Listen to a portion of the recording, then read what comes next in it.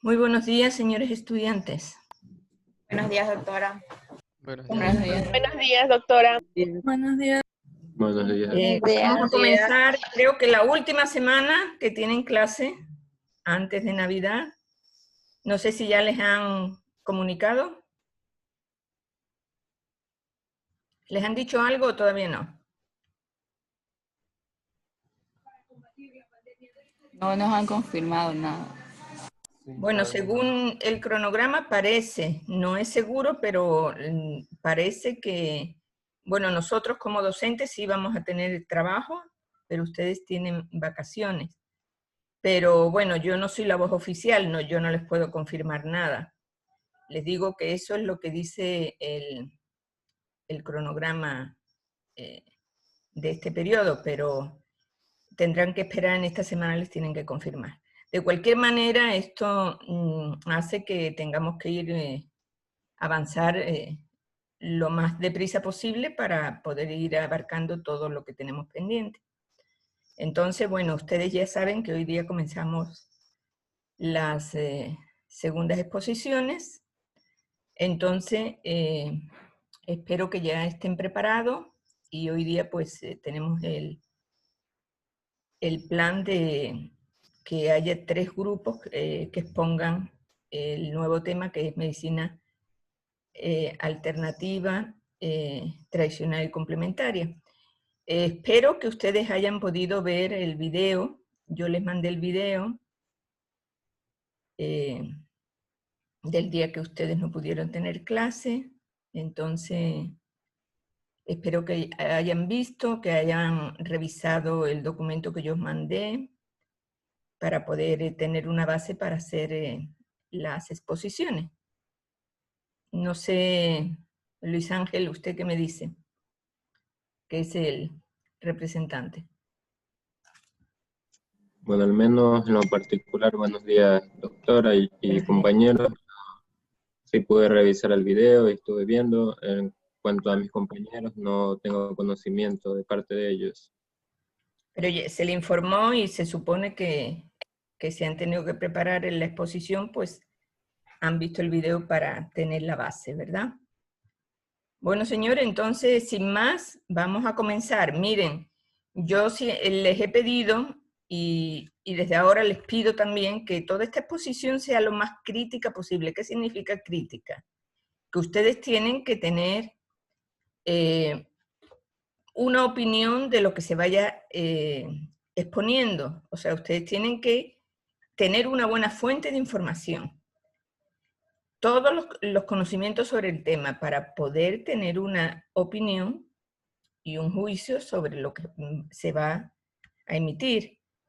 Porque después, bueno, esperemos que tengamos tiempo para hacer el debate, pero el debate es argumentar sobre la validez de estas medicinas versus la medicina convencional o alopática, que es la que ustedes están estudiando, y bueno, también, obviamente, pues la que yo estudié. Entonces, por eso les pido que sean críticos en ese sentido, que tengan una mente amplia, que puedan ver los pros y contras y puedan tener un juicio de valor después de revisar muy bien todos los elementos que se pongan en juego. Muy bien, entonces vamos a comenzar con el primer grupo. Espero que estén preparados. Adelante. O sea, el primer tema, más bien, que el primer grupo.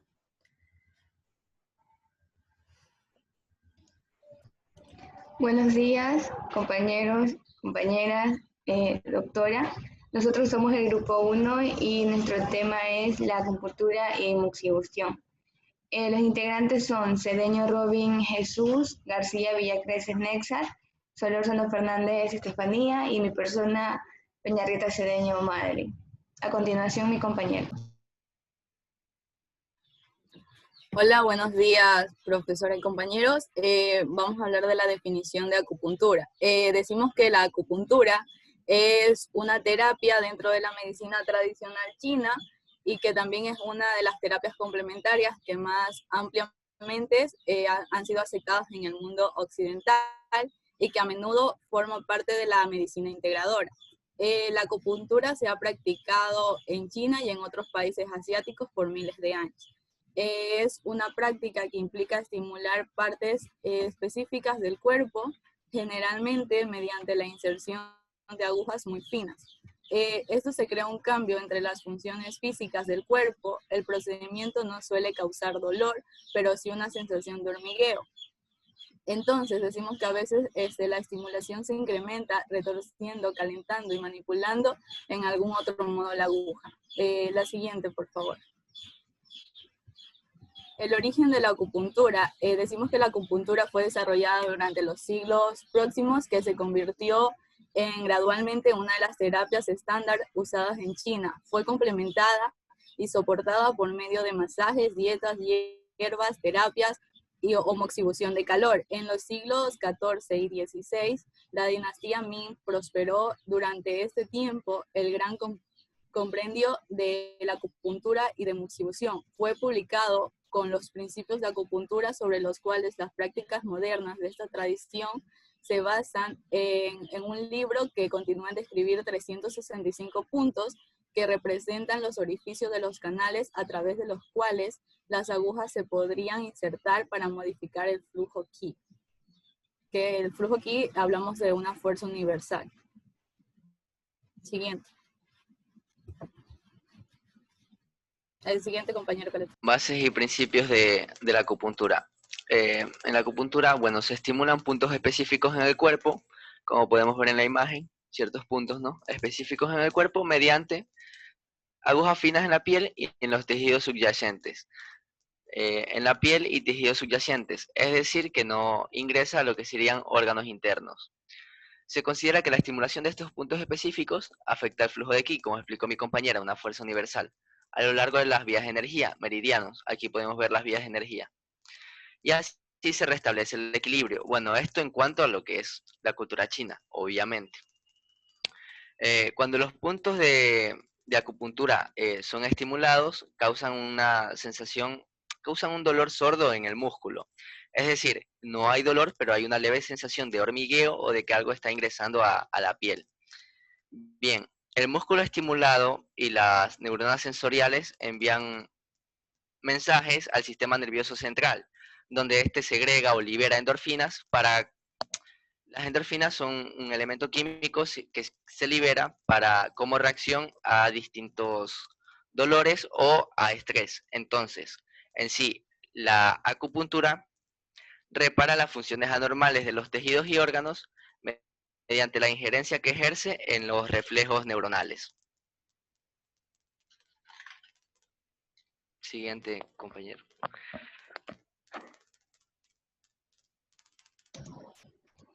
Las evidencias científicas de la acupuntura. Las evidencias científicas determinan, como todos sabemos, determinan la validez en todas las intervenciones de la salud. En algunos estudios anteriores han demostrado la existencia de evidencia científica favorable a la acupuntura. La investigación sobre la acupuntura es difícil de realizar. Por decirlo, en China, los estudios sobre la acupuntura, publicados, tienden a mostrar un efecto más positivo. Esto puede reflejar un sesgo. ¿Qué es un sesgo? Es la orientación o dirección que toma un asunto. Pero también podría ser que estos proveedores estén participando en el esquema completo de la medicina tradicional de China, de la cual la acupuntura es solo un componente. Antes de esto se realiza una revisión no sistemática de las publicaciones recientes, que abarca el mecanismo de la acción, las indicaciones médicas principales y las guías también de práctica clínica. Los resultados están disponibles en las tablas. Esto nos facilita el acceso de la evidencia científica, que es publicada para condiciones específicas, y también se concluye con la acupuntura, que es un procedimiento técnico, es médico y es elevado con un nivel científico y no se puede considerar una pseudociencia. A continuación, mi compañero. Pseudociencia. Bueno, en cuanto al campo de acción de la acupuntura, pues podemos decir que está dirigida en este caso a aliviar las molestias, ya sea de afecciones o dolencias como, por ejemplo, náuseas, vómitos, en este caso postoperatorios inducidos por la quimioterapia, dolores de cabeza, ya sea por tensión o por migraña, dolores en el cuello, lumbalgia, que en este caso nos referimos a dolores bajos en la columna vertebral, osteoartritis, o sea, envejecimiento, ruptura de las articulaciones, y por último también está destinado a aliviar trastornos como los respiratorios, es decir, la rinitis alérgica. Bueno, es decir, entonces la acupuntura en este caso está dirigida a todo este tipo de enfermedades, a aliviarlas o a curarlas. La siguiente diapositiva, compañero. Ya, en cuanto a sus métodos de aplicación, pues bueno, van a ser dos tipos, ya sea por agujas filiformes o por la moxibustión. En cuanto por aguja filiforme, se va a utilizar una aguja, en este caso de acero inoxidable, ya sea de oro, de plata o de aleación. Esta aguja puede variar en cuanto a su diámetro y longitud y puede ser de 0.26 milímetros. Aquí se puede observar en la imagen una aguja de esas. Y bueno, esta de aquí, su punción, es decir, va a depender ya sea de lo que se desea, o sea, tonificar, dispersar o regular. Una vez que la aguja ya penetra, en este caso en la piel del paciente, se va a llevar a cabo la manipulación de la aguja para que éste tenga una reacción. Y bueno, las reacciones en este caso pueden ser hormigueo o pesadez en la parte punzada, o tumefacción, es decir, una hinchazón en la parte del cuerpo, según donde se haya punzado con la aguja de acupuntura. Y bueno, el terapeuta en este caso va a seguir teniendo la atención de unos 10 a 20 minutos según el caso. Una vez que la aguja en este caso haya alcanzado la profundidad correcta, el paciente en este caso debe de notar fuerza. Esto ya se lo conoce como ki o energía vital o universal. Y bueno, al fin y al cabo, el paciente en este caso, si no llega a notar el ki, pues va a presentar relajamiento y según se vaya deslizando la aguja, él no va a sentir nada. También hay otros métodos, aparte de la moxibustión, que eso ya lo detallaré más adelante, serían como la aguja caliente, que en este caso es una aguja a fuego vivo. O sea, se va en este caso a deslizar, perdón, a pinchar rápidamente sobre la piel del paciente, y esto está destinado por dermatosis o síndromes de frío. En cuanto a la aguja, perdón, la acupuntura intradérmica, aquí se realiza un pinchamiento en la piel superficialmente y está destinado para enfermedades graves o crónicas. Y en cuanto a la acupuntura cutánea, que esta está destinada a pinchar la piel pero sin lastimarla. Y bueno, esta en este caso se realiza, bueno, debe penetrar en este caso la piel en un ángulo recto. Ya, bueno, eso es muy necesario. Y en cuanto a las ventosas, pues aquí se la combina con la acupuntura. Es decir, la ventosa en este caso va a producir en el cuerpo la esquismosis y se la va a combinar en este caso con la técnica de la acupuntura, es decir, con las agujas. Ya, eso sería todo en cuanto a los métodos de aplicación y el campo de acción. Ventajas y desventajas de la acupuntura. En las ventajas tenemos que hay una mínima invasión en el organismo, como antes se explicó, ¿no? Las agujas se residen en lo que serían la piel y tejidos subyacentes, es decir, que no penetran, no alcanzan a órganos internos. Por lo tanto, no hay una invasión fuerte en lo que sería el organismo. ¿Es una práctica que no usa drogas? Bueno, sabemos que, como ya vimos, la acupuntura es mediante el uso de agujas o incluso mediante calor, que bueno, eso se verá más adelante. Y a diferencia de la medicina en sí general, no hay fármacos que, como sabemos, son drogas e incluso suelen ser fármacos algunos potentes que causan efectos secundarios, ¿no? Como pérdida de visión o sudoración, hincación, enrojamiento de la piel. Bueno, en este caso, las agujas no son drogas, ¿no? Bien, puede llegar a aliviar dolores sin involucrar organismos. Como ya se dijo antes, reside la aguja en lo que sería la piel y tejidos subyacentes. Y a pesar de esta superficialidad, puede llegar a bloquear los dolores de tejidos y de órganos internos. Bien, desventajas. En las desventajas tenemos que las consultas son costosas, y no solo las consultas, sino también el tratamiento regular de esto. Incluso es difícil hallar un profesional que se base, un profesional calificado en lo que es la acupuntura. Puede causar más males, y esto en sí viene dado más por el profesional o por el no profesional en este caso. Si se quiere una terapia de acupuntura, se necesita buscar un terapeuta profesional calificado, y no solo eso, incluso también se puede llegar a causar mal debido a una mala esterilización de las agujas. Estas, al ingresar en la piel y no estar bien esterilizadas, pueden causar infecciones, ¿no? Y bueno, su efectividad decae a largo plazo. Lo que sería la acupuntura puede llegar a sanar o a bloquear los dolores de tejidos y órganos, pero a largo plazo esto no es muy efectivo. Pasamos a moxibustión.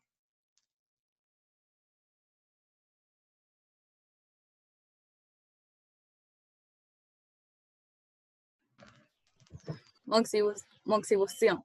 Es un método terapéutico de la medicina tradicional china que consiste en aplicar calor estimulado a una serie de puntos del cuerpo que suelen conducir con puntos de acupuntura con el fin de sanar trastornos o enfermedades y al conseguir el equilibrio de las funciones fisiológicas. La palabra moxibustión hace referencia al término cuaterizar, es decir, quemar sobre una superficie con un material calentado previamente. En el calor se produce utilizando las propiedades terapéuticas de la raíz de la planta Artemisa, que se presenta en forma de puro o se muele hasta convertirla en polvo para quemarla y que se denomina moxa. La siguiente, compañera.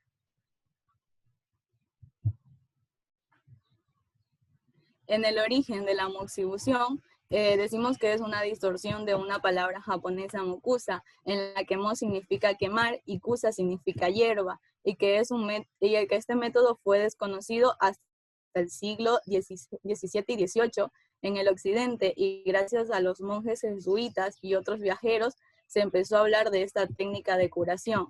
En los trastornos clásicos de la medicina tradicional clínica se cita que la moxibustión nació en el norte de China como respuesta a las enfermedades originadas por las bajas temperaturas de esta zona, y que aunque esta técnica en la actualidad cura muchas dolencias, se cree que en un principio surgió para tratar enfermedades relacionadas con los factores ambientales. ¿El siguiente? Bases y principios de la moxibustión. Bien, lo que sería la moxa se coloca en la aguja que se ha insertado previamente en el punto de acupuntura, ¿no? O también se puede aplicar el calor en forma de un puro de moxa acercándose a la piel sobre el punto de acupuntura. Bien, lo que sería en sí la moxa nunca se aplica directamente sobre la piel.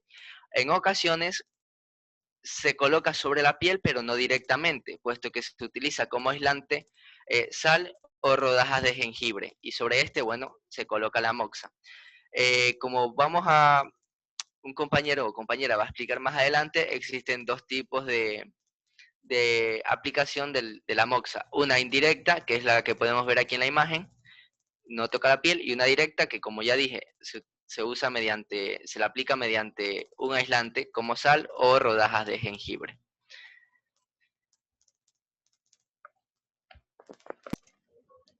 La evidencia científica. Bueno, aquí en esta evidencia científica vamos a dar un ejemplo de un estudio experimental que, bueno, vamos a comenzar primero con su método. El estudio experimental de intervención es en un centro hospitalario de tercer nivel. Es sobre una muestra de 250 embarazadas de 33 a 38 semanas de gestación, con presentación no cefálica fetal. Como variable principal se consideró la versión o la presentación cefálica como variables secundarias y también las semanas de gestación en el inicio, como en el tratamiento. También tenemos la paridad, que también finalizó en el parto. También el peso del recién nacido al nacer y la edad de la madre.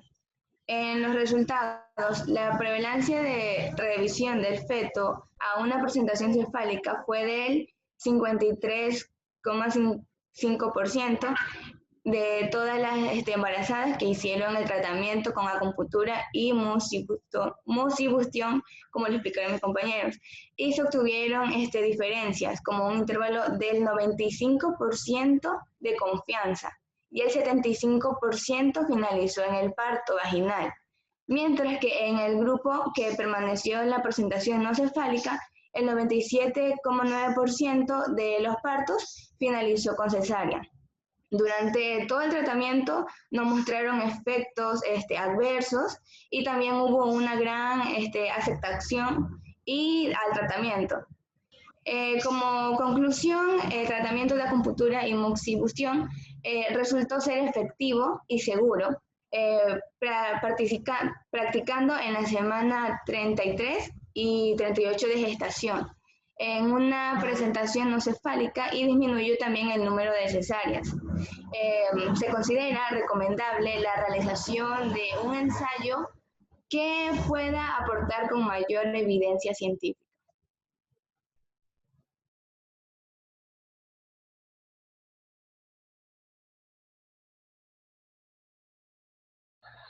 Ya, en cuanto al campo de acción de la moxibustión, pues bueno, en cuanto a la moxibustión podemos decir que va a estar dirigida también a aliviar, en este caso, enfermedades o dolencias como dolores articulares como la artrosis, dolores ya sea por el frío, en este caso como rigidez lumbar, problemas de tipo menstrual o infertilidad y situaciones de estrés. Bueno, también regula el sistema digestivo en los cuales pueden estar indicados la anemia, la pérdida del apetito, mejora la producción de glóbulos blancos y hemoglobina y bueno, y por último también mejora los problemas de circulación. Bueno, y como también lo nombró mi compañera, pues va a estar dirigida hacia un campo como son las mujeres embarazadas, que bueno, también son utilizadas para la presentación no cefálica, es decir, si se va a realizar un parto normal, el feto debe estar colocado su cabeza hacia la vía vaginal. Entonces, por lo cual se realiza lo que es la moxibustión, que es una bueno, que prácticamente le ha dado muchas ventajas a varias de estas mujeres que han realizado este tipo de técnica. Bueno, a continuación el método de aplicación. Ya, en cuanto a los métodos de aplicación, pues vamos a tener una moxibustión directa y una moxibustión indirecta. Cabe recalcar que la moxibustión también es un método de aplicación de lo que es en este caso la acupuntura. Bueno, en cuanto a la moxibustión directa, consiste en colocar lo que es el punto de acupuntura o un cono de moxa del tamaño de un grano sobre la aguja. Es decir, en este caso se va a calentar la piel, como se puede observar en la imagen, y la va a ser calentada por el terapeuta y va a ser quitada antes de que en este caso provoque una quemazón profunda. Y bueno, en este caso el paciente va a experimentar un calentamiento sobre su piel. Y también tenemos la moxibustión directa, que aquí se da, bueno, se transmite el calor hacia la piel, pero de una forma directa, es decir, se puede colocar también sobre la aguja de la acupuntura o se la puede pasar a manera de cigarrillo, como lo podemos observar en la imagen. Bueno, también como una manera de un habano. Y en cuanto a la finalidad de la moxibustión, pues de la aplicación es en este caso estimular los puntos de acupuntura o estimular lo que es en este caso la energía vital. Y bueno, lo que busca en este caso es fortalecer claro, fortalecer lo que sería en este caso el bienestar del paciente. Y bueno, algunos estudios aseguran que la moxibustión en este caso tiene una mayor amplitud y claro, y variedad que la acupuntura. Bueno, aunque cabe recalcar que la moxibustión también está relacionada mucho con la acupuntura, ya que ambas se pueden combinar. Eso sería todo. Ventajas y desventajas de la moxibustión. Presenta ventajas lo que sería a nivel celular, de manera que favorece la reparación celular, incrementando la actividad enzimática. A nivel cardiovascular, mejora la circulación y favorece la alcalinización del pH sanguíneo. A nivel neuromuscular, presenta una situación de relajación en dos etapas. La primera física y muscular y la segunda una relajación mental y emocional. También tiene efecto a nivel de las propiedades viscoelásticas de los tejidos, que mediante el calor de la moxibustión genera una mayor elasticidad en los tejidos que son ricos en fibras colágenas. En desventajas, bueno, más que desventajas son contraindicaciones y momentos en los que no se debe aplicar.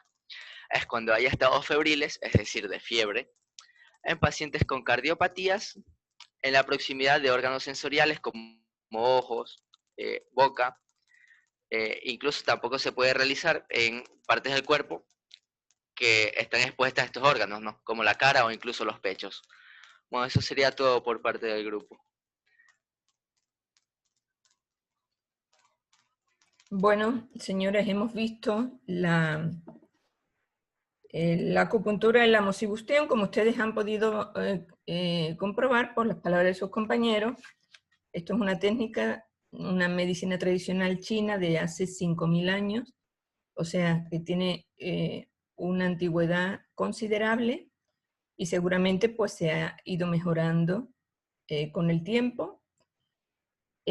Bueno, ellos, lo mismo que ustedes estudian en la medicina convencional, anatomía, pues ellos estudian, tienen grandes tratados para ver dónde están esos meridianos, esos canales que recorren el cuerpo, y donde recorre el ki o la energía, que tiene que estar en equilibrio, porque según los chinos, pues existe la energía, el yin y el yang, que tienen que estar en equilibrio, que es la energía, diríamos, positiva, negativa, hombre-mujer, o sea, es un complemento que tiene que estar en equilibrio, entonces se producen las enfermedades cuando hay ese desequilibrio.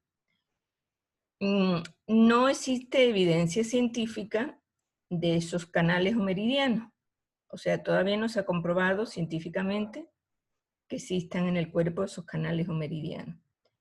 Pero es un hecho que la práctica milenaria de esa especialidad, pues hace que tenga una serie de efectos. Cuando ustedes han hablado de cómo se hace, bueno, aquí en Ecuador, cómo se hace el tratamiento, piensen ustedes que en Ecuador quien practica esa medicina, esa acupuntura y moxibustión, es un médico convencional. Es un médico que ha estudiado medicina y que después ha hecho una especialidad que es la acupuntura y moxibustión. O sea, ¿eso qué quiere decir? Que cuando le llega un paciente, pues realiza todo el proceso de diagnóstico, pruebas complementarias, etcétera, etcétera, con la medicina occidental. Entonces, hace su historia clínica, su anamnesis, su examen físico y determina el diagnóstico. Eso es exactamente igual que van a hacer ustedes cuando ustedes sean médicos. Pero, ¿en qué difiere un médico acupuntor de un médico convencional? En que el tratamiento es distinto. Ellos utilizan como tratamiento la acupuntura, en cambio, pues ustedes utilizarán posiblemente fármacos, o si son cirujanos, pues alguna cirugía específica. Entonces, quiere decir que, bueno, que en cuanto a diagnóstico está muy bien porque efectivamente pues logran saber qué es lo que tiene el paciente, pero difiere quizás en el tratamiento, ¿no?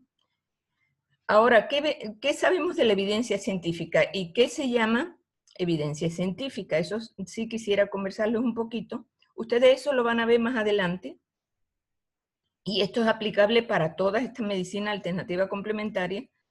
La evidencia científica es todos los estudios que se han hecho que comprueban la eficacia estadística de esas medicinas. Entonces, en la cúspide de la evidencia científica que está en lo que se llama el metaanálisis. El metaanálisis y las revisiones sistemáticas. ¿Y eso qué son? Esos son cantidad de estudios, pueden ser 200, 300 artículos que hay en todo el mundo. Por ejemplo, ahora existen miles de estudios sobre COVID. Entonces, se selecciona esos estudios que hayan sido enfocados, por ejemplo, en el tratamiento o enfocados en el diagnóstico. Entonces, todos los estudios que se enfocan en el diagnóstico se recopilan, se ven el resultado que se han obtenido y se hace un análisis estadístico. Eso es un metaanálisis. Y ahí se ve efectivamente si tiene efecto o no tiene efecto esos tratamientos. Lo mismo se hace con la acupuntura. Normalmente se compara con la medicina convencional o a veces se comparan con un placebo, depende, ¿no?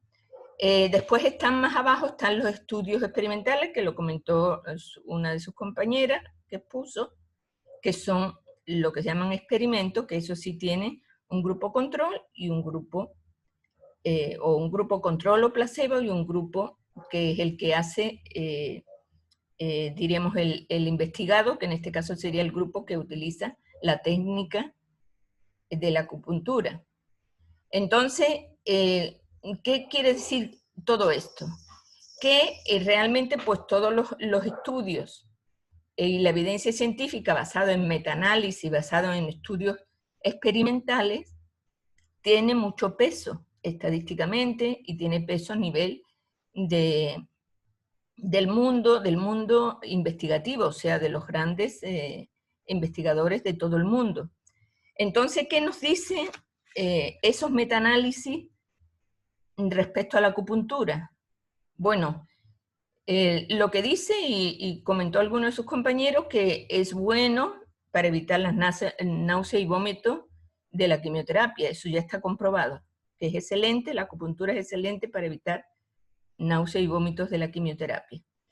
Pero hay unos metaanálisis que se han hecho en el 2013-2014 que también comprueban que es efectiva contra qué. Es efectiva contra el dolor lumbar, también es efectiva contra ciertos dolores crónicos, como es dolores de cabeza crónicos, o dolores de hombro, o dolor de rodilla.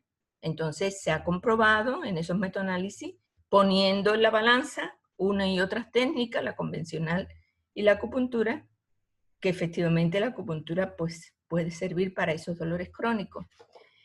Por ejemplo, la moxibustión está comprobada en muchísimos evidencias científicas, en muchos estudios, que es buena para disminuir el número de cesáreas, porque en partos que no son cefálicos son capaces, la moxibustión, de encauzar el producto de manera cefálica para que se produzca un parto normal.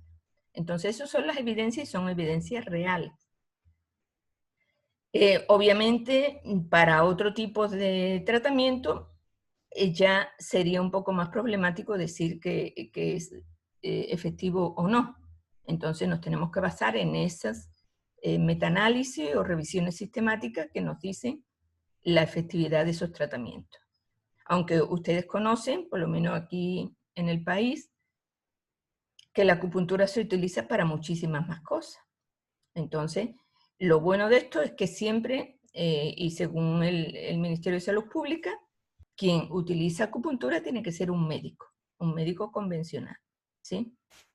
Bueno, señores, eso les quería aclarar, y también lo de la evidencia científica, porque eso se aplica para todo la medicina tradicional y alternativa. Muy bien, sigamos, por favor, con el segundo grupo.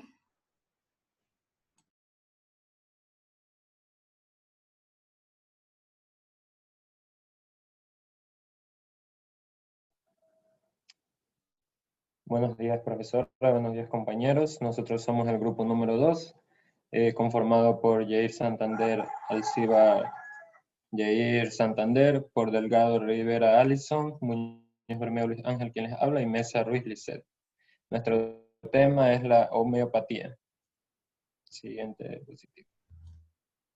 Bueno, en cuanto a la homeopatía, debemos saber su definición, que es la homeopatía es un sistema de medicina alternativa.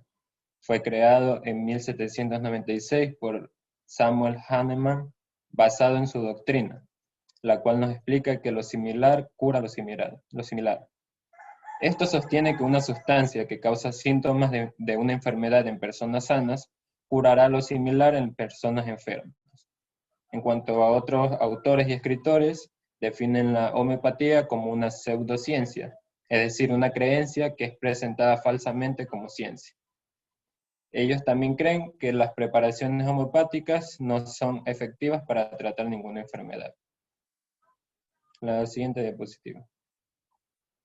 En cuanto a la historia, debemos conocer un relato histórico sobre la homeopatía. Podemos encontrar que la escuela homeopática fue creada por el médico alemán Samuel Hahnemann, como ya les mencioné, el cual era reconocido en el mundo científico por sus grandes trabajos en farmacología, higiene y salud pública, pero sobre todo por un trabajo especial que realizó en el tratamiento con envenenamiento por arsénico. En la historia se ve que él está decepcionado por la medicina que se practicaba en el siglo XVIII. Este se retira del mundo médico y se dedica a realizar investigaciones químicas, de escritura y traducción de distintos documentos. Durante todo ese tiempo que él se dedicó a esto, empezó a cuestionar la capacidad del tratamiento con medicamentos de las distintas enfermedades. Él creía que estos podrían causar nuevos problemas, incluso más difíciles de erradicar que los originales. Bueno, en cuanto a la homeopatía, gana su reputación en enfermedades agudas y epidémicas, especialmente en Cincinnati en 1849. ya que 2 inmigrantes alemanes publicaron resultados de sus tratamientos del cólera con alcanfor, que es un medicamento, un tratamiento homeopático. Ellos aclamaban que tenían una tasa de mortalidad sumamente baja. Y otro caso similar en la historia ocurrió durante la fiebre amarilla en 1879, donde los homeópatas registraron una tasa de mortalidad inferior incluso a los médicos comunes, lo cual es interesante de resaltar. Desde la época de Hahnemann se consideraba que el mayor beneficio de la medicación homeopática es el efecto placebo, ya que hasta el día de hoy no existen evidencias claras que los demás medicamentos sean ventajosos.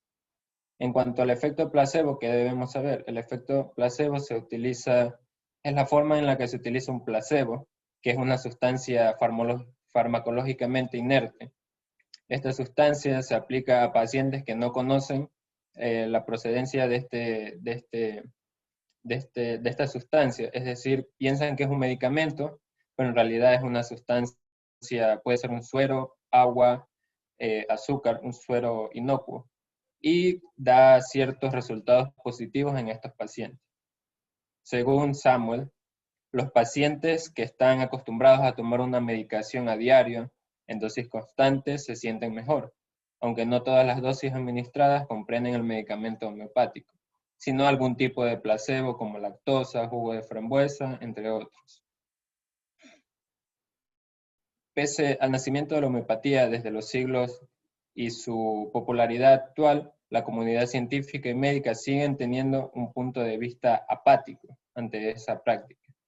Esto se debe en gran medida a la falta de evidencia que logre sustentar su efectividad.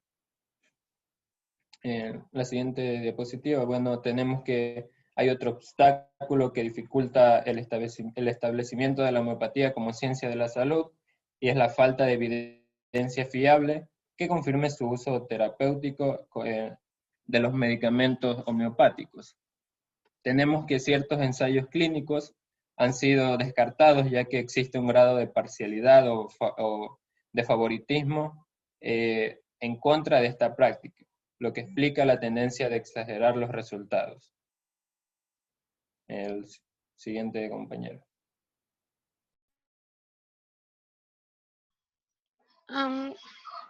Ya sigo yo. La diapositiva anterior es en la que empieza, por favor.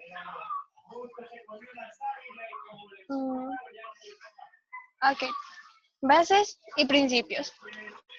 Se basa en 3 principios básicos. La número 1 es la ley de semejanza o de similitud. Esta nos dice que una sustancia capaz de producir determinados síntomas en un sujeto sano puede tener efectos terapéuticos sobre síntomas similares en un sujeto enfermo. Claro que esto va a ser siempre y cuando se administren en pequeñas dosis y con la preparación adecuada. Un ejemplo sería el del doctor Ángel Marcetti, que él decía que 10 o 20 gramos de sulfato de sodio producen una diarrea acuosa con poco dolor. Pero en cambio, 10 o 20 centigramos o aún una cantidad menor a esta, podrían curar, o más bien curarían, una diarrea semejante. Segunda base. La siguiente diapositiva, por favor. Esta se trata de la individualización del enfermo y no de la enfermedad. Esta está basada en lo que es la patogénesis, que no es nada más y nada menos que las diferentes sustancias que se usan en los experimentos sobre el ser humano que actúan alterando el funcionamiento enzimático. Pero este tipo de alteración va a variar según el tipo de dosis que se administra en cada paciente. Siguiente diapositiva. Y por último tenemos las dosis infinitesimales o microdosis de sustancias activas, que esta se da por medio de disoluciones y dinamizaciones, la cual dice que así se puede obtener el remedio homeopático. Las disoluciones son aquellas disolución que se pueden preparar ya sea en agua destilada o en alcohol.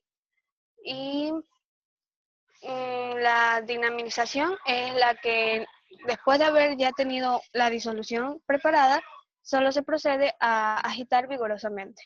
Entre más disoluciones se preparen, mejor será, hasta que poder tener una solución ya perceptible. Siguiente compañera. Ok. Las evidencias científicas de la homeopática. Las evidencias sobre la eficacia de la homeopatía, estas cada vez son más difíciles de ignorar, ya que estas se sustentan en metodologías adecuadas y los investigadores tienen mayores intereses en mostrar sus resultados, ya sean a través de revistas especializadas.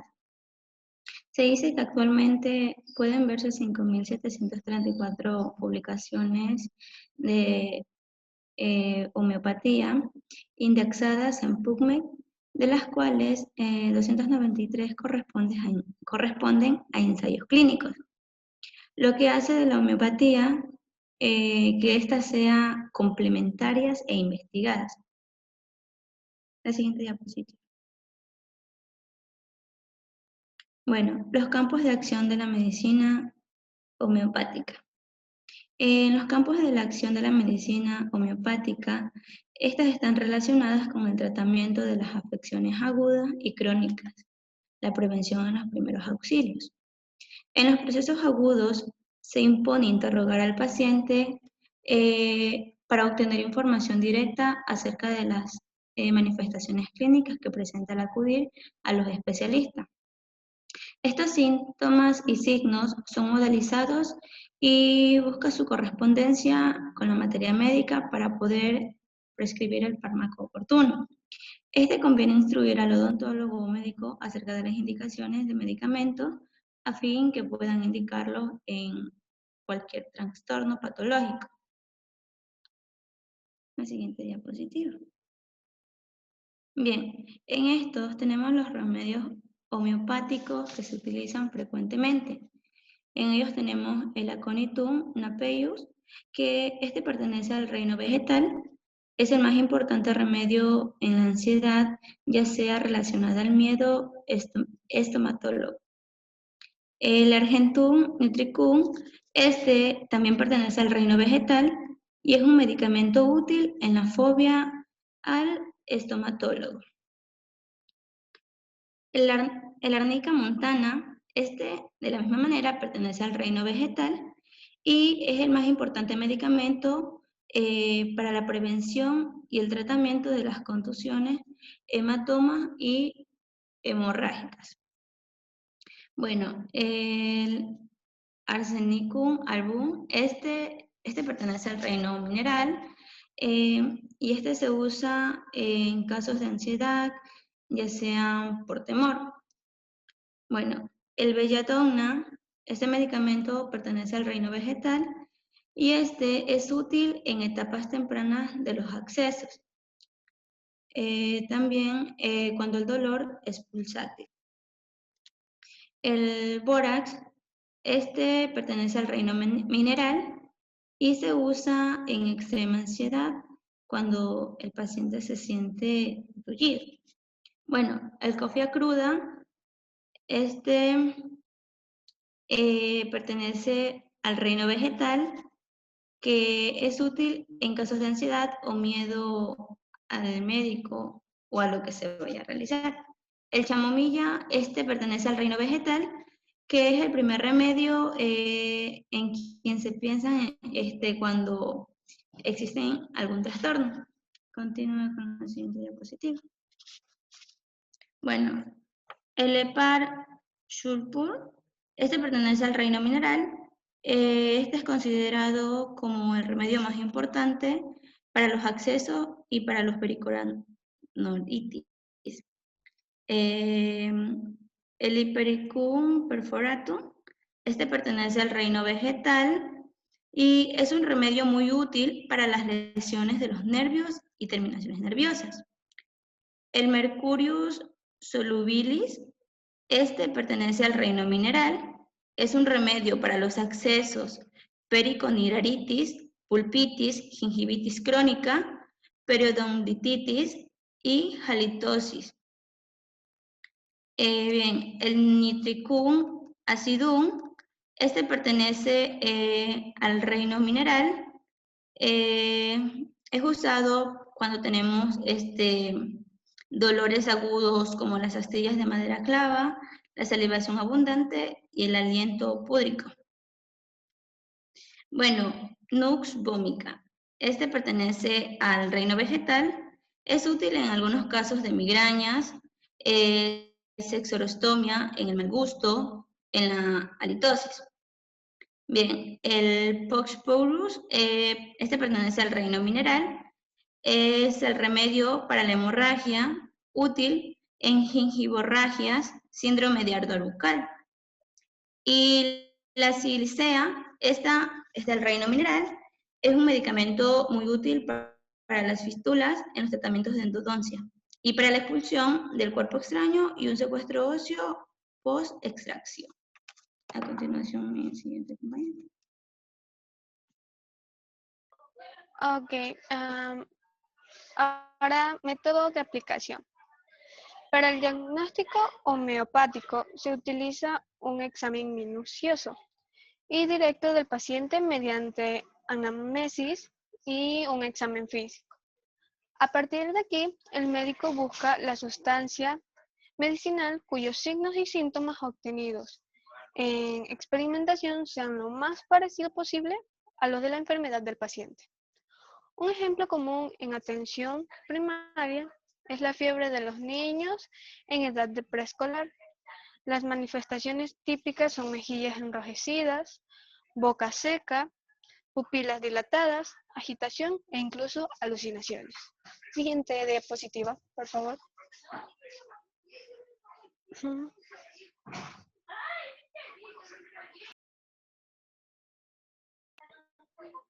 Ok, dice diluciones homeopáticas.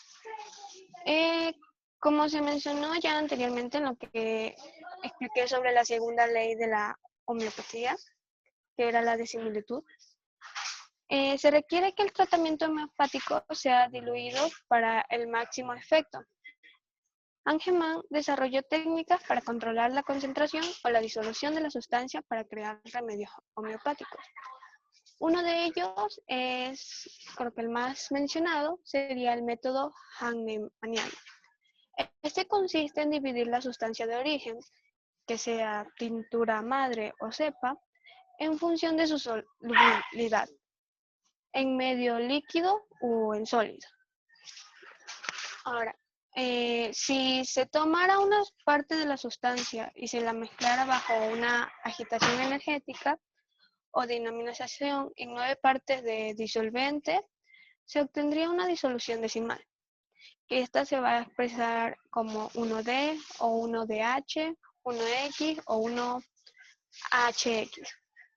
Ahora, si se lo hace con 99 partes de disolventes, se va a obtener una disolución decimal, que se representaría en 1C o 1CH. Este número de operaciones se va a definir según la altura de la disolución o de la trituración obtenida. Gracias.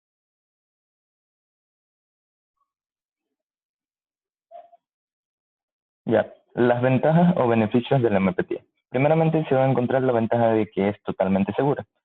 Y esto es debido a que estos medicamentos no presentan alguna contraindicación o algún efecto secundario. Por lo tanto, todos los pacientes los pueden consumir sin temor a que se produzcan ningún daño. También es sencillo de tomar, mediante lo que serían los gránulos y los glóbulos de estos medicamentos se van a disolver fácilmente en la boca, de tal manera que ni siquiera es necesario que se tome agua, así como como la mayoría de los medicamentos para poder consumir. Y esto se va a presentar en formas de tabletas muy pequeñas, también en forma de polvo y en forma de gotas dulces. También está la tolerabilidad, la cual se refiere a que hasta en la actualidad todavía no se ha realizado algún descrito en el que se presente algún efecto adverso que sea relevante en el que esté asociado al consumo de estos medicamentos homeopáticos. También se encuentra la compatibilidad farmacéutica, a lo cual nos referimos que, por ejemplo, si estamos padeciendo alguna enfermedad del corazón y constantemente estamos consumiendo algún medicamento sobre eso, y luego necesitamos el consumo, o sea, el consumo de algún medicamento homeopático, pues esto no va a afectar a lo que sería a su eficacia o a su funcionamiento de estos medicamentos. También de que no es adictiva, de tal manera que, o sea, ya cuando el paciente se sienta aliviado, pues no va a necesitar el consumo de estos medicamentos. Además, no provocan somnolencia residual. A lo que se refiere es que se puede trabajar y estudiar así normalmente, habitualmente como lo hacemos, debido a que esto no va a afectar a lo que sería nuestra memoria o no va a afectar a nuestra capacidad de concentración. También que no se suprime el sistema inmune, y esta es la ventaja más importante debido a que, o sea, la mayoría de los medicamentos habituales o tradicionales que consumimos sí suprimen lo que sería el sistema inmunológico.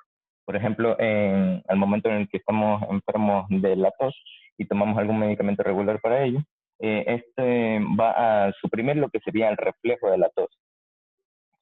También que es holística, lo cual quiere decir que se considera, o sea, todos los síntomas como uno solo.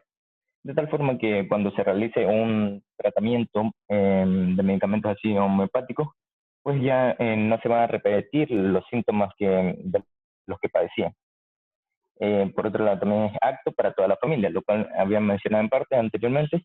Me refiero a lo que sería que todas las personas se pueden consumir, o sea, sin relevancia tanto en su edad o en el estado en el que se encuentre. Esto, o sea, su consumo no les va a producir algún daño. Lo pueden consumir lo que serían los bebés o también las mujeres embarazadas que normalmente no pueden consumir ciertos medicamentos, pero esto no les produciría ningún daño, así que pueden realizarlo sin algún temor. También que no afecta lo que sería la coordinación, de tal manera que, o sea, nuestros reflejos van a estar al 100% como normalmente en nuestra vida cotidiana. Esto no va a producir alguna confusión o alguna desorientación. Y por último, que se realiza su venta solo en las farmacias, lo cual también podrá ser al mismo tiempo una desventaja que ya lo mencionaré después. Y por lo que sería por su lado la ventaja, esto, o sea, la venta que se realice solo en las oficinas farmacéuticas, va a ser su ventaja en que, o sea, en lo que respecta a su fabricación, va a tener en cuenta sus exigencias sanitarias correspondientes. De tal manera que por eso, o sea, la elaboración de sus medicamentos van a estar totalmente seguras, sin algún daño o alguna cosa negativa que le vaya a hacer daño a los pacientes. La siguiente diapositiva, por favor. Ya. Por el lado de las desventajas, primeramente, en lo que respecta a la última ventaja que mencioné, que era sobre que se realiza o sea, en su venta solo en las oficinas farmacéuticas, pues también puede ser en parte una desventaja, debido a que es posible que acudamos o sea, alguna oficina farmacéutica de confianza y no tengan disponible el medicamento homeopático que necesitemos. Es decir, que, por ejemplo, cuando nos recomienden lo que sería el medicamento correcto, vamos a alguna farmacia, pues normalmente no se podría encontrar en comparación con la facilidad de lo que sería un medicamento regular. Y mucho peor si sería un medicamento que sería de un uso muy poco común.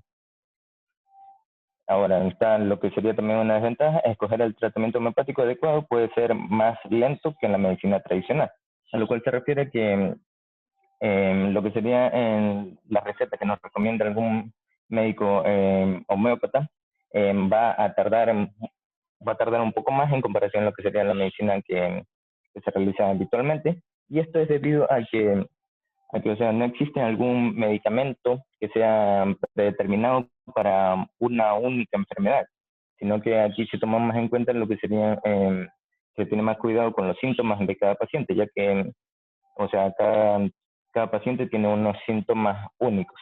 ya que por ejemplo en lo que sería el dolor de cabeza, en esto se tienen en cuenta los factores como el dolor, en la situación en la que se encuentra y lo que empeoraría este síntoma.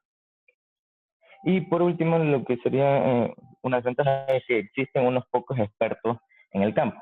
O sea, lo que me refiero no es que muy pocas personas realicen estudios sobre esto, porque en realidad sí hay muchas personas que realizan estudios homeopáticos, pero hay muy pocas personas o muy pocos médicos homeópatas que se especializan o que son más experimentados. De tal manera que las investigaciones de lo que sería la homeopatía van a ser muy escasas. Gracias.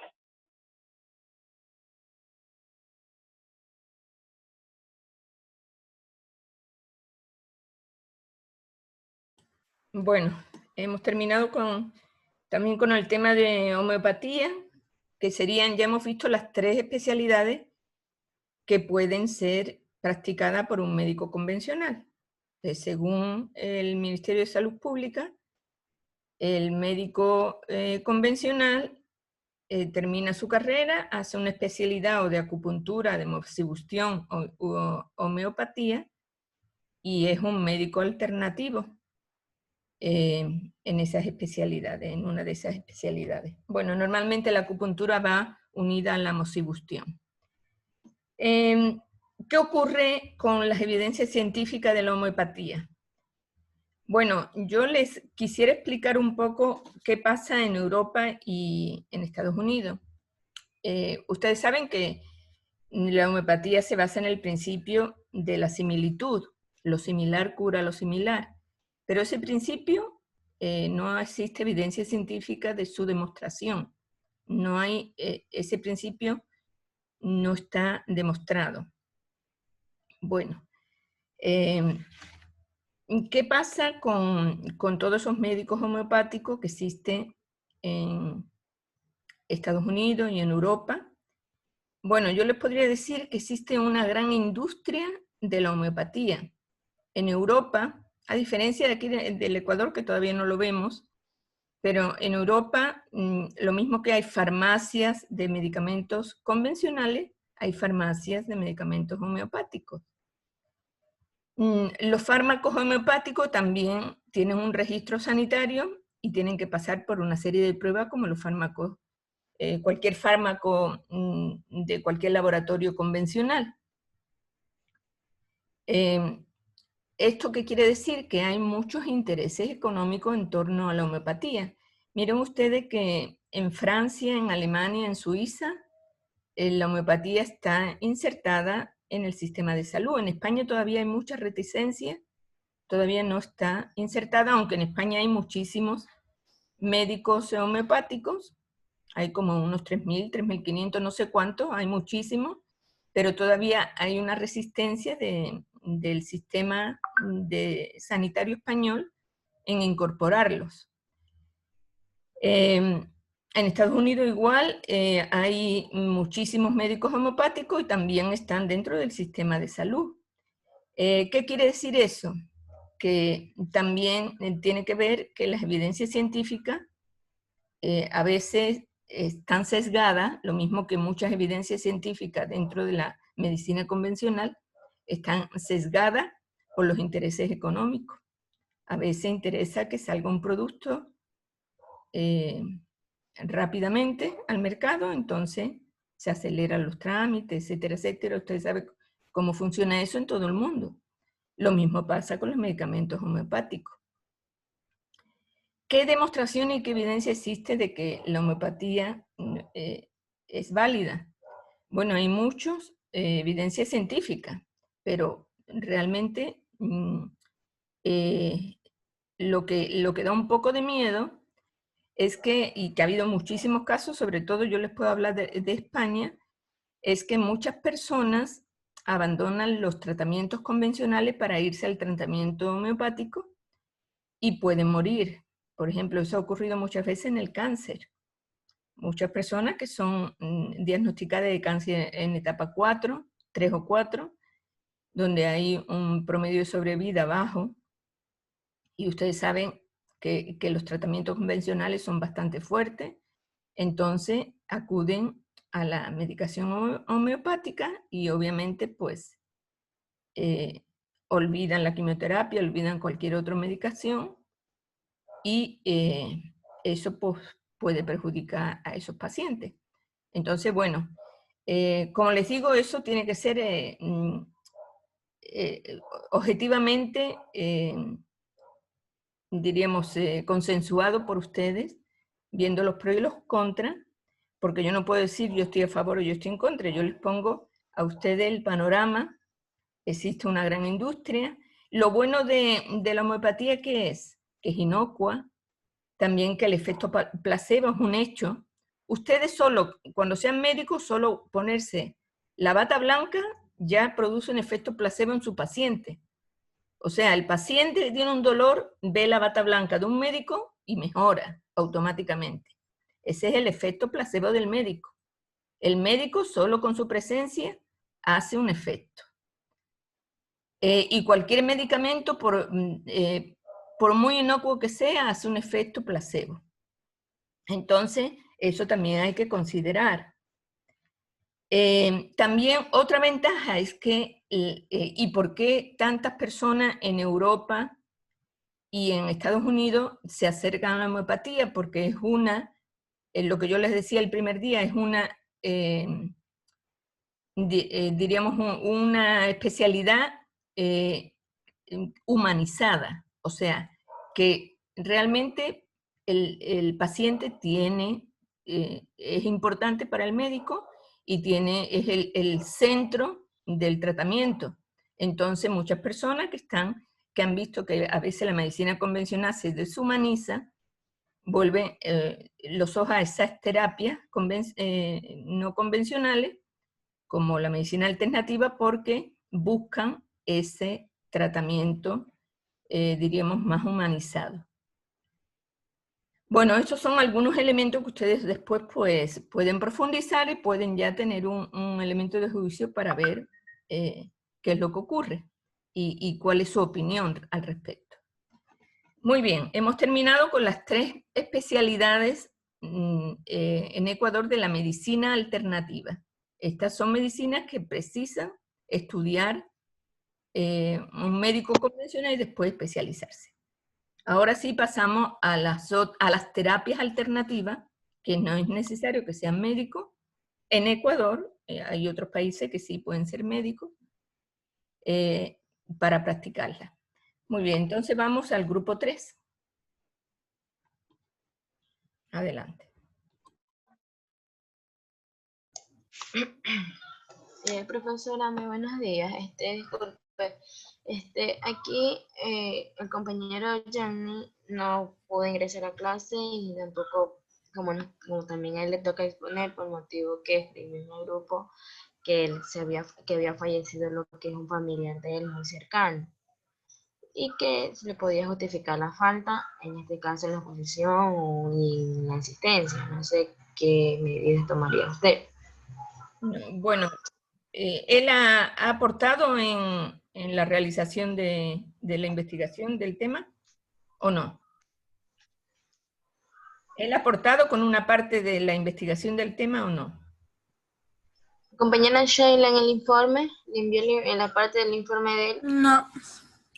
Bueno, entonces él tendría que hablar directamente conmigo. Yo no lo voy a tomar en cuenta porque si no ha aportado no puedo tomarlo en cuenta. O sea, ustedes tienen que borrarlo de su,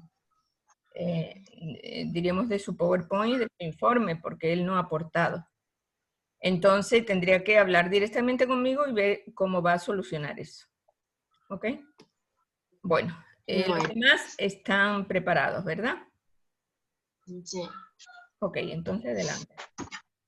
Ya. Buenos días, compañeros, profesora. Nosotros vamos a, mi grupo está conformado por Zambrano Vera Mari, Rivadeneira Bordero Sheila, Villavicencio Saltos Jennifer y mi persona González Santana Ángel.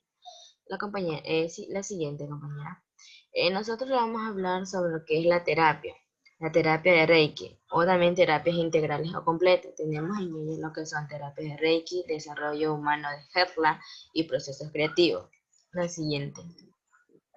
La terapia de Reiki es una terapia espiritual que tiene como objetivo, en este caso, canalizar energía vital para la armonización tanto de la mente, cuerpo y el espíritu, con fin de obtener salud y equilibrio. Es una técnica o una modalidad de medicina alternativa que busca la sanación de pacientes mediante la imposición de las manos. El objetivo del Reiki es aliviar los dolores físicos, pero también recuperar en este caso lo que es el equilibrio natural de las personas para que puedan alcanzar lo que es la felicidad y el bienestar. El Reiki viene en este caso de un vocablo japonés que podríamos definir como Rei, que significa universal, y Kit, energía vital. De tal manera podemos interpretar que Reiki significa lo que es energía vital universal.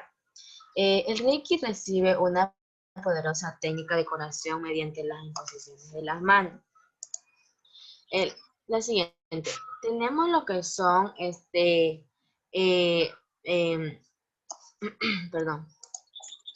la terapia Reiki. La terapia Reiki es una filosofía práctica y terapia espiritual que tiene como objetivo, ya les dije en este caso, canalizar la energía vital. Por medio del Reiki podemos tener un funcionamiento en nuestro sistema de defensa y restablecer nuestra salud. La siguiente, compañera. En las bases y principios del Reiki, el Reiki es una práctica espiritual con las dimensiones basadas en la materia y en lo espiritual. Se caracteriza por las imposiciones de las manos con un final de restablecer el equilibrio del cuerpo. Este es uno de los métodos curativos más antiguos de la humanidad. Se originó en lo más antiguo. Estos métodos se originó en el siglo XVIII, ya que fue redescubierto en el siglo XIX por un monje japonés llamado Mikao Usui. La tradición de Reiki se remonta a escritos de 2500 años en Cristo, en la lengua antigua de la India. Siguiente, compañera. También tenemos que la terapia Reiki tiene funcionamientos fundamentales, como son la curación que curan los niveles tanto mental, espiritual, físico y emocional. Y también activa lo que es la energía bloqueada que tenemos en nuestro cuerpo. También limpia lo que son toxinas que nos invade diariamente en nuestro cuerpo. También incrementa lo que es el conocimiento intuitivo, ayuda a meditar, refuerza lo que es el sistema inmunológico, incrementa lo que es la sensibilidad psíquica.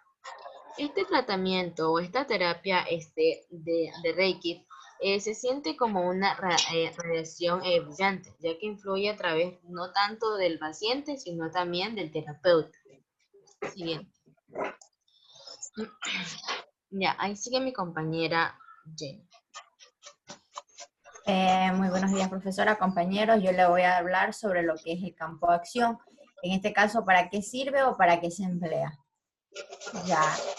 Este de aquí, según sus seguidores, aseguran que el Reiki sirve para sanar una interminable lista de enfermedades, tanto físicas como emocionales. Ellos también afirman que dentro de su práctica habitual puede aliviar o incluso curar dolores crónicos como la artritis, las reumas o migrañas.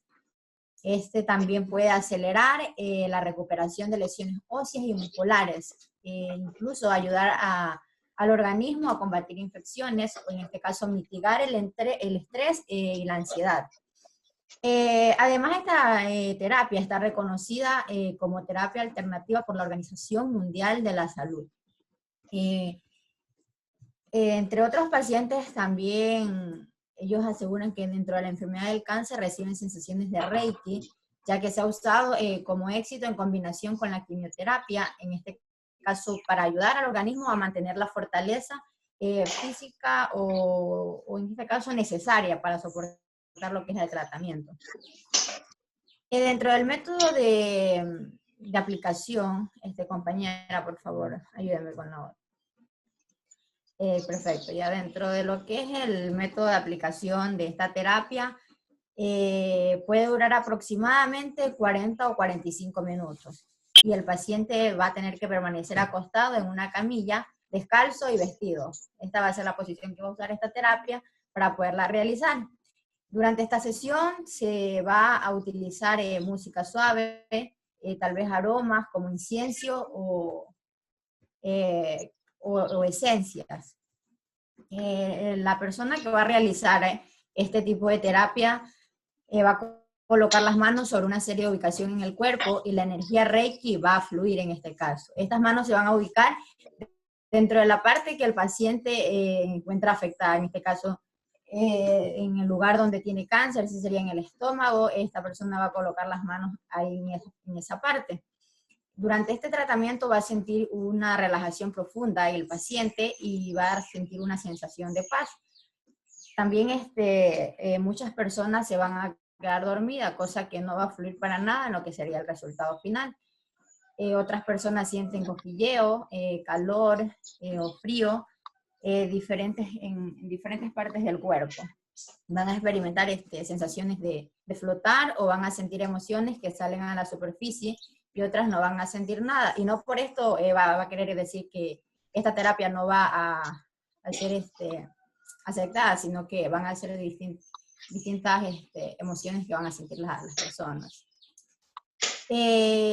Hay muchos pacientes que al recibir estas primeras sesiones van a experimentar unos cambios, como ya les dije, que pueden resultar molestos. Por ejemplo, es habitual que en los días siguientes la sesión pueda tener sensaciones de náuseas, vómitos, diarreas o incluso dolor a la garganta. Entonces, esta persona va a pensar que el Reiki no le ha ido, o sea, le ha ido mal y que está peor que antes. Y a esto es lo que se le va a llamar la crisis de sensación, que esta va a tener como, por ejemplo, síntomas de ira, tristeza, miedo, ansiedad o incluso mismo síntomas físicos, por ejemplo, dolor de cabeza o fiebre, algún síntoma que ellos vayan a sentir. Compañera, póngame por favor la siguiente diapositiva. Ya. Dentro de las ventajas o beneficios de lo que sería la terapia Reiki, entre las ventajas vamos a ver que este sería un complemento de la medicina convencional que obviamente se ha demostrado que la mejora es en la efectividad de sus tratamientos. Va a eliminar el dolor, la ansiedad y el estrés en las personas que lo padecen. Va a darle al cuerpo una sensación de paz y calma, va a controlar el miedo, la ira y la área emocional. Va a eliminar el abuso del alcohol y el cigarrillo. Otra de las ventajas podría ser la mejora de la autoestima. Por ejemplo, va a aumentar la creatividad y va a dar mayor vitalidad. Compañera, continúe. Ya, entre las ventajas de lo que sería esta terapia del Reiki, definitivamente no se va a considerar una terapia real. Y no solo la gran mayoría de los médicos son escépticos sobre este tipo de tratamiento, sino que también una gran parte de la sociedad se va a aferrar a otras creencias y cierra sus mentes para conocer y experimentar este tipo de terapias. Entre la tecnología no siempre es bien aceptada, ya que no es efectiva para el 100% de las personas, y esto puede afectar de manera diferente o simplemente no va a tener ningún efecto. Muchas gracias. Continúa, compañera.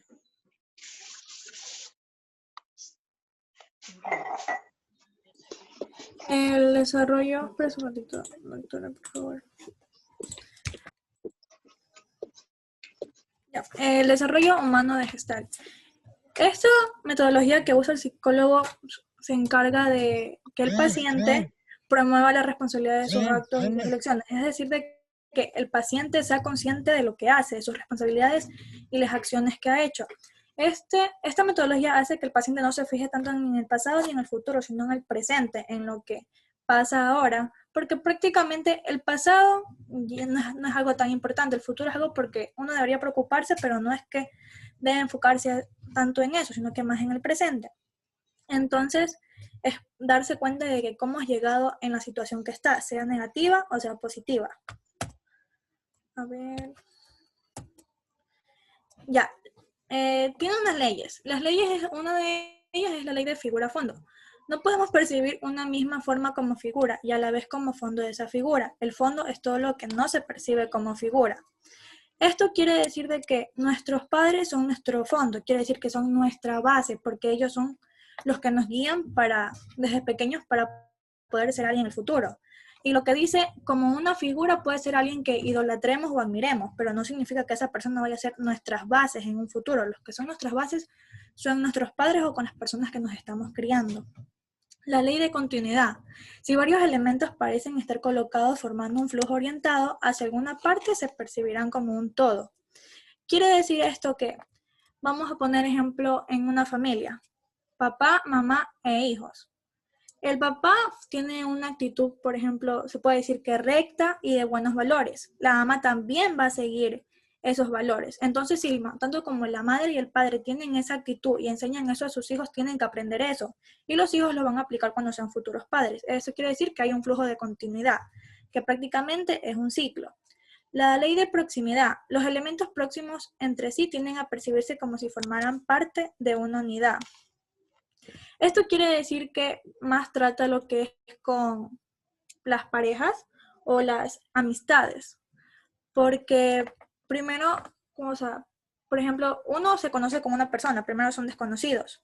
Ya después, si te cae bien esa persona, poco a poco vas cogiendo la confianza con ella y te vas encariñando con esa persona. Eso quiere decir que en un futuro lo que pase a esa persona, sea bueno o sea malo, te vas a alegrar o te va a afectar. Quiere decirte que vas a formar parte de la vida de ella, así mismo ella va a formar parte de tu vida. La ley de similitud. Los elementos parecidos son percibidos como si tuvieran la misma forma. Prácticamente esto se basa en lo que son los gustos. Por ejemplo, un grupo de personas les gusta solamente, puede ser, leer sobre lo que es el ocultismo y prácticamente ellos se van a entender porque ellos tienen los mismos gustos. Ya, la ley de cierre. Una forma se percibe mejor cuando más cerrado está en su contorno. Esto quiere decir de que si una persona está en un ambiente donde hay muchas personas, no va a poder ser ella misma porque se cuida de sí misma. Pero cuando está, por ejemplo, en su casa con una sola persona, va a demostrar quién es realmente. Y la ley de complexión, una forma abierta tiende a percibirse como cerrada. Esto quiere decir de que una persona puede que tenga todo bueno en su vida, por ejemplo, lo que es económicamente bien, estabilidad emocional, pero esa persona ve todo negativo, prácticamente se puede considerar de que es una persona pesimista, por más bien que tenga las situaciones. Las desventajas y las ventajas. Las ventajas de que esta terapia te ayuda para los problemas actuales y para saber qué decisión tomar. Una decisión buena, se puede decir. Y la desventaja es que el paciente cambia totalmente su comportamiento. Incluso el ego de esa persona puede subir y las personas con las que se rodea lo pueden ver como algo negativo, porque ya prácticamente se hace en egocentrismo y puede que se haga una persona de que piense más en sí misma y no en las otras personas y lo pueden ver mal. Ya, esto se lo pone en práctica con los pacientes que tienen ansiedad, lo que es falta de concentración, la sociabilización. Y también es en los niños, más que todo por la falta de concentración. Y en sí un paciente específico que se lo pueda poner en práctica es a las personas que tienen problemas con las drogas, ya que esto te hace prácticamente, ¿cómo es? Ya te hace dar cuenta en la situación en que te encuentras actualmente. Y también incluso son los problemas físicos, que son migrañas, colitis ulcerosa, espasmos en la espalda. ¿Por qué son estas enfermedades? Porque algunas de estas enfermedades tienen que ver con las emociones. Entonces, como tú con esta terapia vas controlando tus emociones, eso va a disminuir poco a poco. Y el objetivo es que te des cuenta en la situación que estás y qué has hecho con tu vida, o sea, qué es tu presente. Y, por ejemplo, si es algo malo, tienes que cambiarlo. Y si es algo bueno, tienes que seguir siendo una mejor persona. Y no enfocarte tanto en las cosas que te dan vueltas, por ejemplo, los problemas. Tú los problemas los piensas y eso hace mal a la persona. Te puede causar ansiedad, insomnio, hasta depresión. Tienes que enfocarte en cómo salir de eso. En esto consta esta terapia. Gracias. A mi otra compañera. Ya, yo voy a hablar sobre la naturopatía. La naturopatía se encuentra incluida en el campo de la medicina alternativa y siempre se realiza si existe un diagnóstico medio previo. Está concebida para complementar y apoyar a la medicina tradicional. También dice que esta terapia concibe a la enfermedad como un cuerpo de energía y que no solamente busca ayudar en la enfermedad en sí, sino que también en el nivel emocional. No busca curar solamente un síntoma, sino que una visión completa del cuerpo humano. El origen. La historia de la naturopatía se remonta al momento en el que el ser humano comenzó a utilizar los elementos naturales en el beneficio de su salud, como son la tierra, aire, fuego y agua. Se puede decir que hay diversos orígenes que ayudan a lo que es hoy en día la naturopatía. Por decir, en el siglo IX a.C., con la figura de Esculapio, donde los esculapios, que era una orden sacerdotal, comenzaron a hacer curaciones mediante masajes, hidroterapias, entre otras cosas. Luego, más tarde, apareció Hipócrates en Grecia con su obra El Corpus Hippocraticum, donde él aunó todos sus conocimientos pitagóricos. Y después, en India, surgió el Ayurveda, que tiene como base el humor de la persona. Se puede decir que todo esto ayudó a que sea hoy en día la naturopatía como es. La siguiente.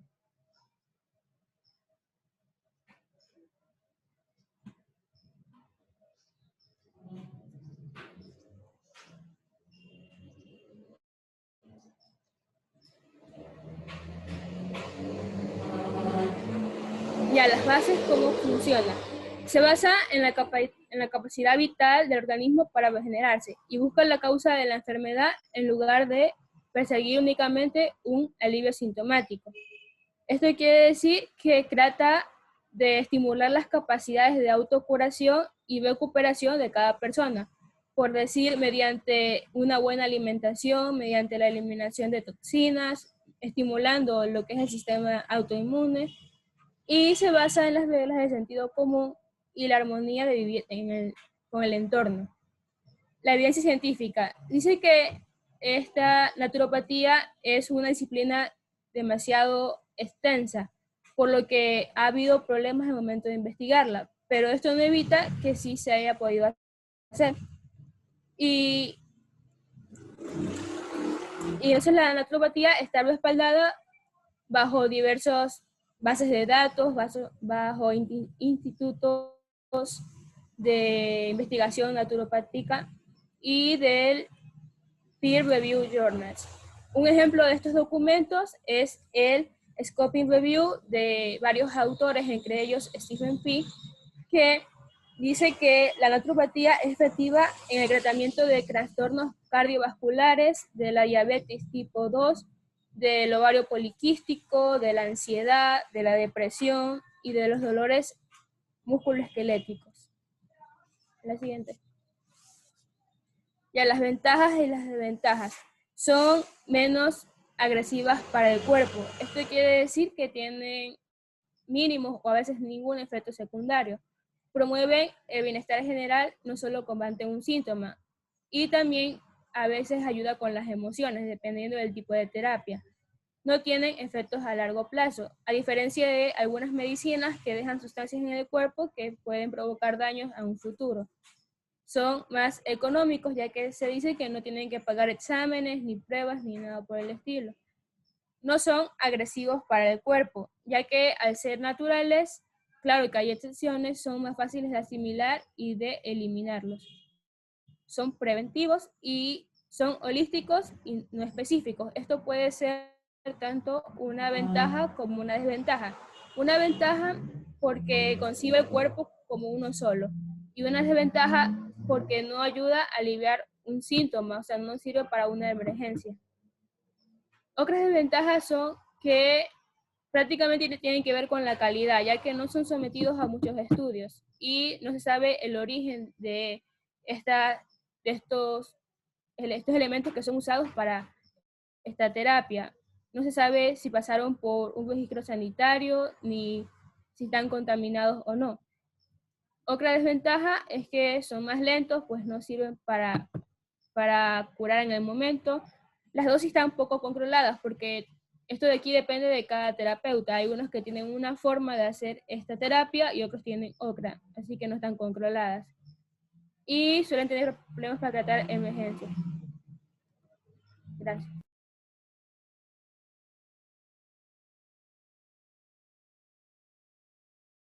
Bueno, muy bien, hemos visto 3 tipos de medicina de terapias integrales que básicamente pues son complementarias, son medicina complementaria. Se puede utilizar la medicina, diríamos, convencional, y también se puede utilizar el Reiki, el Gestalt o también la naturopatía. Entonces, como si ustedes revisaron, las terapias integrales precisan aquí en el Ecuador al menos 3.200 horas de formación, o sea, al menos 3 años o más de 3 años de formación de los terapistas. Eso quiere decir que realmente pues los que ejercen estas terapias integrales pues tienen que tener una buena formación y obviamente pues son complementarias a la medicina convencional. De acuerdo, muy bien. Hemos terminado por hoy lo que nos propusimos, los 3 primeros temas. Seguiremos el día de mañana viendo otros 3 temas. No sé si queda alguna duda, si quieren hacer alguna pregunta, por favor.